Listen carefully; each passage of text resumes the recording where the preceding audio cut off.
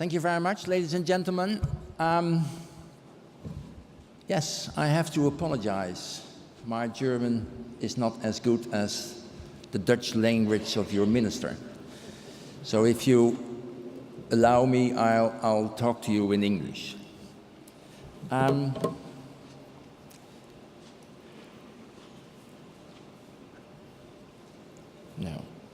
Can I go back, please?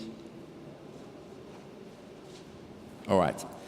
I'm a little bit shy because this is a real German event. It's more or less a Berlin event. And I'm going to tell you a little bit about e-mobility in the Netherlands. I have a tendency to reflect on what I heard, but I'll stick to my speech. First of all, I'm the chairman of the public-private partnership in the Netherlands on e-mobility. We call it the Formula E team. I'm not the manager of Max Verstappen, but I'm on e-mobility. I always abroad call it the Holland e-mobility organization. And in the Netherlands, we like to decide on difficult subjects where creating a support base is very important to decide together with all parties relevant. Public parties, private parties, enterprises, and interacting between public and private partners. That is how we decide on difficult issues, and it stems from the time that we had to fight to keep our feet dry. So we have a long history in public-private partnerships. One of the issues we also use a public-private partnership is the discussion at this moment in the Netherlands on the new climate agreement, where also public and private partners sit on thematical tables discussing what should be in a new climate law. This is the way we work. We call it in the Netherlands the Dutch polder.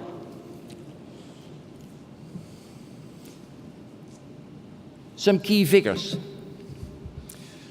In the Netherlands, we have around, in 2017, 2.6% new registrations for electric vehicles. The majority, for the first time, full electric instead of plug-in hybrids. The electric share of new registrations fell compared to 2016, and this is due to changes in the fiscal incentives. They are less stimulated for business, fleets, and for plug-in hybrids. We have more than 120,000 electric cars on the road. We have lots of electric taxis. And I say it here and I say it later, we have lots of electric buses in daily operation. We have 1,100 electric taxis. And just last week, it was announced that in the Schiphol area, 100 electric buses are in full operation.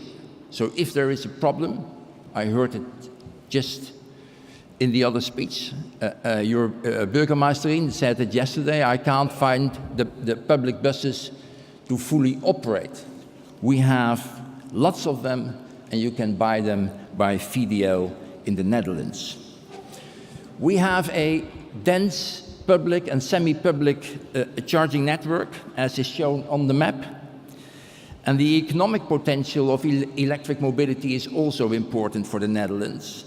Last year, we had a turnover of 1.2 billion euros and a steady employment increase of 4% on a yearly basis. Then I would like to compare the Netherlands with Germany as far as electric mobility is concerned. Among friends, you can share the real facts. At the top, on the left side, you see the Netherlands, and on the right side, you see Germany. The share of new electric vehicles in the Netherlands is about 2.5%, and you can clearly see, when you compare to 2016, that the market share in the Netherlands, due to changes in the fiscal system, has reduced for the plug-in hybrids. Fiscal incentives have gradually shifted to favor zero-emission vehicles in the Netherlands. And one of my conclusions is that we need a solid governmental policy on electric mobility, a long-standing policy for electric mobility in general, and on fiscal incentives in particular.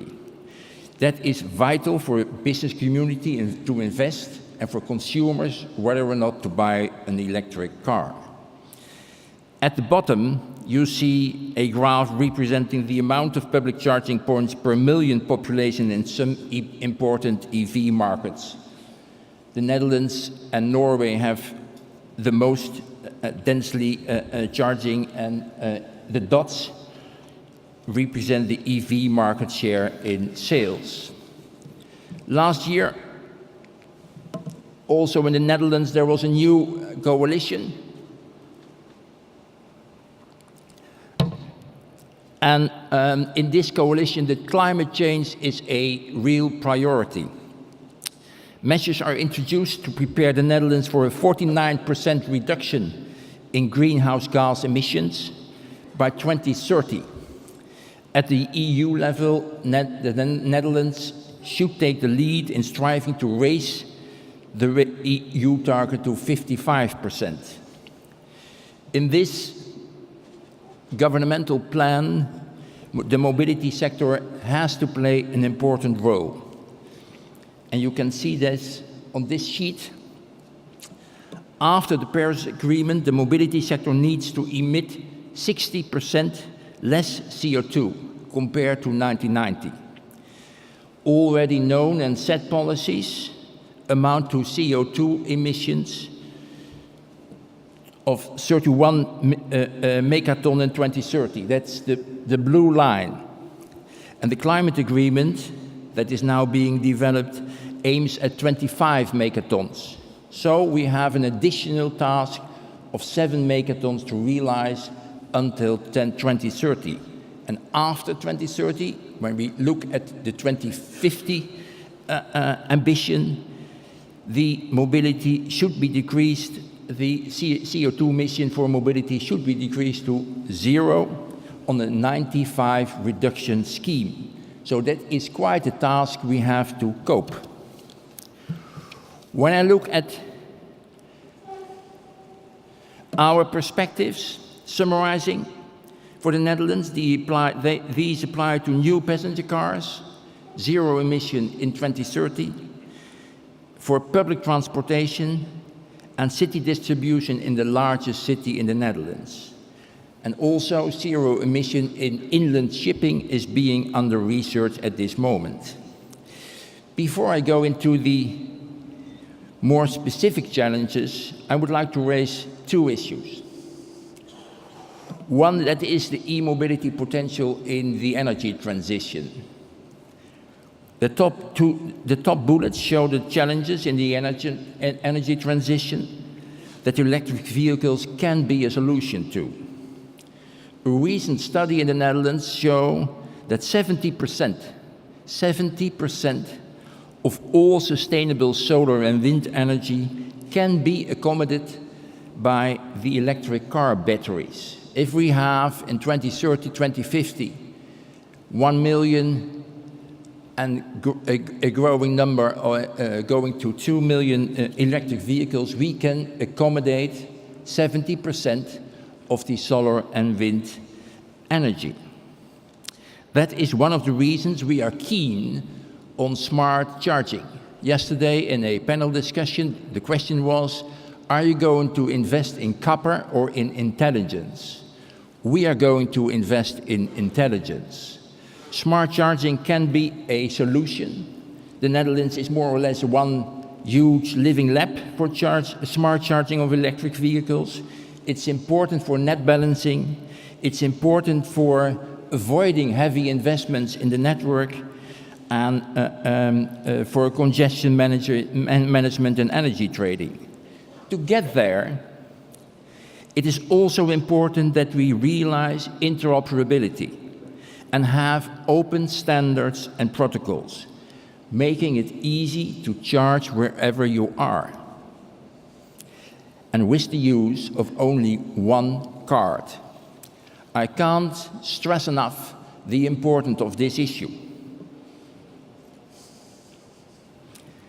Creating an open market with a level playing field will stimulate the growth, the innovation, and the quality and affordability of electric mobility, and subsequently the adoption of electric vehicles by the consumer. This calls for attention, by the way, because market supervision and perhaps legislation is necessary at the governmental level. It calls for open access to the infrastructure, and it calls for price transparency. I have some challenges for the future. Decarbonization of passenger cars has set in and is embodied in the policy in the Netherlands and also on a European level. 100% zero-emission new registrations in the Netherlands to be realized by 2030. Other vehicle types remain a challenge. Vans, especially, are heavily used and drive many kilometers in the city centers. When you look at the NOx and CO2 emission of the vans and the trucks, they are responsible in the Netherlands for 24% of the NOx emissions and for 14% of CO2. And this also goes for heavy trucks. So we have to set a policy for vans and trucks. And one of the instruments discussed here also yesterday are environmental zones in cities. In the Netherlands, Amsterdam, Rotterdam, Utrecht already have environmental zones for mopeds and or all diesels. Other cities have plans to install them. But the environmental zones that are in place right now and can be a good instrument to improve local air quality are not standardized at this moment, and they all have different rules. This is not an example of clear governmental policy. So in the coalition agreement, environmental zones are agreed upon.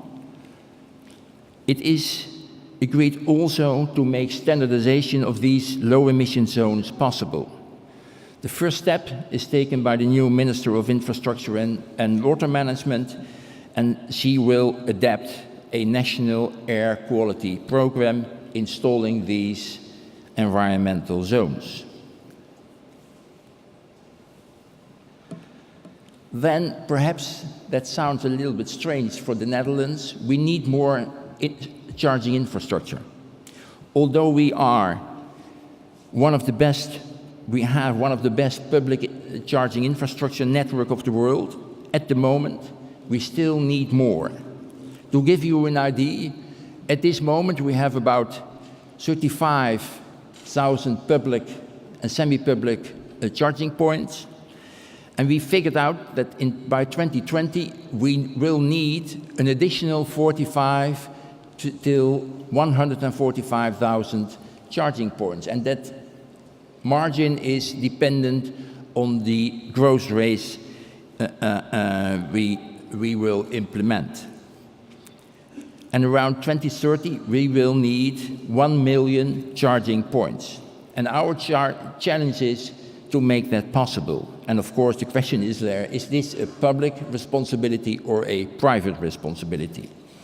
We have in the Netherlands a knowledge platform for public charging, in which, again, public partners, private partners, universities work together to achieve affordable public charging, and it facilitates innovative projects and it stimulates the development.